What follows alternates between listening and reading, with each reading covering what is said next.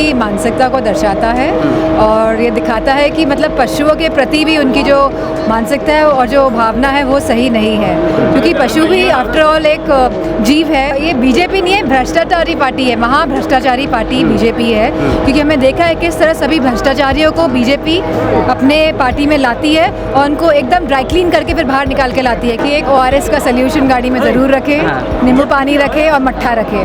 तो हमारी जावा पेराक पहुंच चुकी है मैनपुरी के आघार गांव में और हम अपनी मोटरसाइकिल लेकर यानी कि बाइक कैमरा और इलेक्शन लेकर आघार पहुंच चुके हैं। मैनपुरी का एक गांव है। जैसे डिम्पल आती हैं हम उनसे बातचीत करने की कोशिश करेंगे और समझेंगे कि इन चुनाव के दौरान जो आरोप समाजवादी पार्टी पर लगाए जा रहे हैं परिवारवाद के, और जो समाजवादी पार्टी चुनौती दे रही है बीजेपी को PDA के नाम पर, आखिर उसका असर नतीजों में कितना होगा ये हम समझने की कोशिश करेंगे। तो कोशिश करेंगे कि डिम्पल यादव जो है वो हमसे बात करें और हम उनसे तमाम सवाल पूछ पाएँ।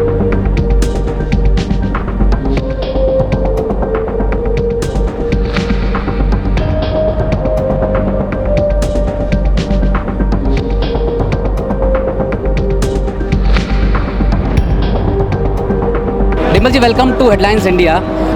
हम लोग ये एक बाइक लेकर के चल रहे हैं। This is my Jawa Perak, it's a single seater bike. So हम पूरा यूपी जो है वो घूम रहे हैं और इलेक्शन समझने की कोशिश कर रहे हैं कि लोगों के मन में क्या है। तो ये सिंगल सीटर बाइक इसलिए है क्योंकि हमारा मानना है कि ना तो हम सत्ता को सवारी कराएंगे, ना विपक्ष से यारी का जो है वो आरोप लगना चाहिए। लेकिन यूपी में डबल सीट जो है वो इस बार हो रहा है। राहुल जी हैं, अखिलेश जी हैं, ठीक है, तो डबल सीट वाला गठबंधन जो है वो चल रहा है। तो आप इसको कैसे देखती हैं? मैं समझती हूँ गठबंधन और समाजवादी पार्टी मजबूती के साथ हर सीट में भाजपा को टक्कर दे रही है और कहीं ना कहीं जो पहला चरण दूसरा चरण हुआ है उसमें बहुत ही अच्छे नतीजे आएंगे।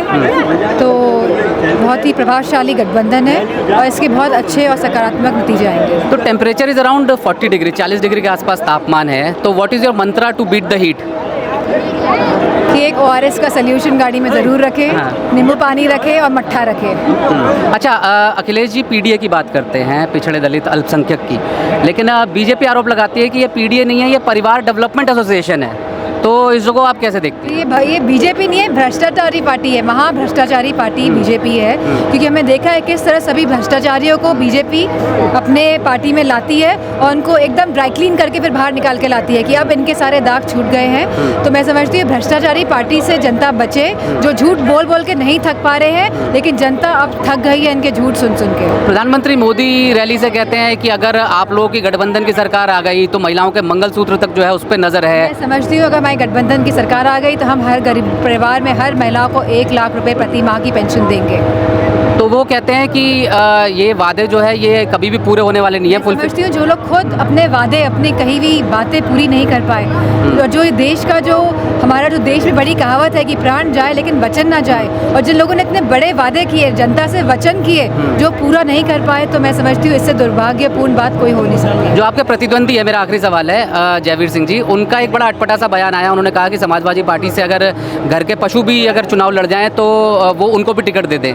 तो इसको आप कैसे देखती हैं? मैं समझती हूँ ये इनकी मानसिकता को दर्शाता है और ये दिखाता है कि मतलब पशुओं के प्रति भी उनकी जो मानसिकता है और जो भावना है वो सही नहीं है, क्योंकि पशु भी आफ्टर ऑल एक जीव है जिसमें एक आत्मा है। तो हम सबको प्यार से देखना चाहिए सबकी तरफ, और इस तरह की बातें से अगर वो बचें तो अच्छा है। तो क्राइम को लेकर बड़ी बात होती है कि समाजवादी पार्टी की सरकार होती है तो क्राइम बहुत बढ़ जाता है। उत्तर प्रदेश में देखेंगे तो जघन्य अपराध महिलाओं के अगेंस्ट सबसे ज़्यादा 50% का इजाफा अगर हुआ है तो महिलाओं के प्रति उत्पीड़न उत्तर प्रदेश में हुआ है, और ये आंकड़े दर्शाते हैं। और आप क्राइम की बात कर रहे हैं, यहाँ पे तो भू माफियाओं इतना चल रहा है इन्हीं की सरकार में, और इन्हीं की सरकार में लगातार इतने मर्डर्स हो रहे हैं, कोई भी किसी को भी मार दे रहा है, पुलिस जनता को कहीं भी उड़ा देती है, और जनता और लोग कौन किसको मार रहा है समझ ही नहीं आता है। मैं समझती हूँ, तो मैं समझती हूँ कि इस सरकार और एक बदलाव का माहौल है और लोग तैयार है परिवर्तन के। अभी मैं आपको सुन रहा था मंच से, आप कह रही थी कि समाजवादी एक्सप्रेसवे, रोजगार विकास की आप बात कर रही थी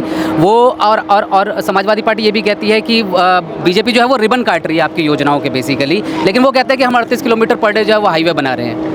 मैं समझती हूँ उत्तर प्रदेश की अगर सड़कों की हालत देख लेंगे, जो गड्ढा मुक्त सड़कों की बात करते थे, तो उसमें इतना भ्रष्टाचार हुआ है, कोई भी सड़क सही से नहीं बनी है। अगर आप बुंदेलखंड एक्सप्रेसवे को देख लेंगे तो, और अगर आप हमारे एक्सप्रेसवे को जो समाजवादी पार्टी ने एक्सप्रेसवे बनाया था, अगर आप उसकी तुलना कर लेंगे तो आपको फ़र्क पता चल जाए कितना भ्रष्टाचार चरम सीमा पे है इस सरकार में है। आपको हमारा कॉन्सेप्ट कैसा लगा शो का, बाइक कैमरा और इलेक्शन का? नहीं, बहुत अच्छा कॉन्सेप्ट है एंड आप यंग हैं, नए नए कॉन्सेप्ट लेके यंग जनरेशन आती है, तो आपको बहुत congratulation. Thank you. So much.